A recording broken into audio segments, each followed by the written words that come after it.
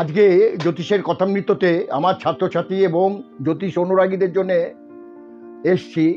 দেখুন, আপনারা জানেন যে 12টা রাশি আমি আপনাদের একটুখানি দেখাচ্ছি। দেখুন, 12টা রাশি, এই 12টা রাশিকে কিরমভাবে কি করেছে দেখুন। এই ছবিটা দেখতে পাচ্ছেন, এটা হচ্ছে 12টা ঘর। এই যে 12টা ঘরের যে দাগ দিয়েছে, বিয়েতে কিন্তু জোডিয়াকে দাগ নেই, কারণ সূর্যকে বেস করে সমস্ত গ্রহ ঘুরছে, পৃথিবীও কিন্তু ঘুরছে। কিন্তু আমাদের পূর্বপুরুষ যেসব জ্যোতিষীরা, পরমের আর্যভট্ট, পামে Copernicus, Benham, Saint Germain, Galileo, Jaimini, Parashar, তারা সব কি করেছেন, পৃথিবীকে তাকে স্টপ করে দিয়েছেন।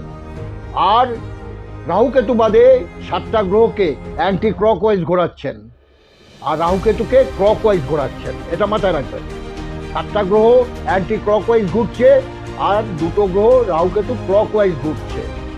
এইবার এই সিম্বলগুলো আপনাদের মনে রাখতে হবে। মেষ হচ্ছে 0 সাইন, বৃষ হচ্ছে 1 সাইন, মিথুন 2 সাইন, কর্কট 3 সাইন, সিংহ 4 সাইন, কন্যা 5 সাইন, তুলা 6 সাইন, বৃশ্চিক 7 সাইন,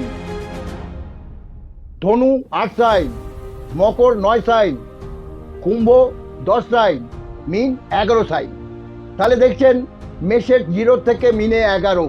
কিন্তু যখনই আমরা এরপরে অঙ্ক শিখে আমরা লগ্নকে যে জায়গায় বসাবো, সেইটা হবে 1, তারপরেটা হবে 2, তারপরেটা হবে 3, এরকম করতে করতে 12টা রাশি, অর্থাৎ 12টা ভাব। কিন্তু এখানে প্রথমে একটু বলে দিচ্ছি, ভাব আর রাশি কিন্তু এক নয়। সেটা বিচারের সময় আমি আপনাদের বলে দেব, এটা মাথায় রাখতে হবে।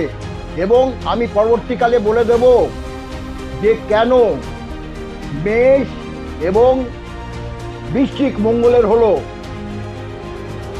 বৃষ তুলা কেন শুক্রের হলো, মিথুন আর কন্যা কেন বুধের হলো, চন্দ্রের কর্কট রবির সিংহ, ধনু আর মীন বৃহস্পতি, মকর আর কুম্ভ শনির।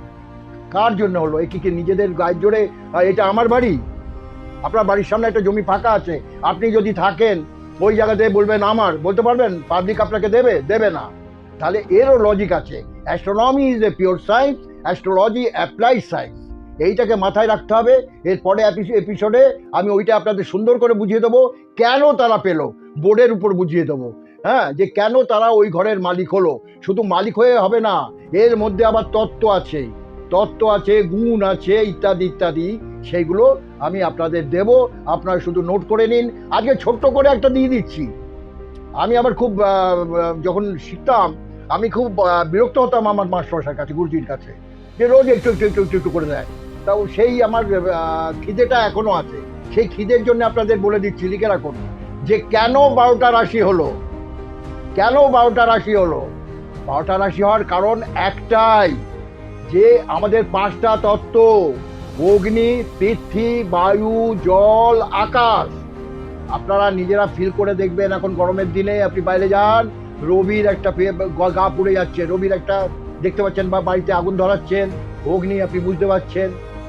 পৃথিবীর উপর আমরা হেঁটে চড়ে বলছি, আমরা অনুভব করছি। বায়ু, যদি বাতাস না থাকে তাহলে আমরা নিঃশ্বাস প্রশ্বাস নিতে পারবো না, এটা আপনি বুঝতে পারছেন।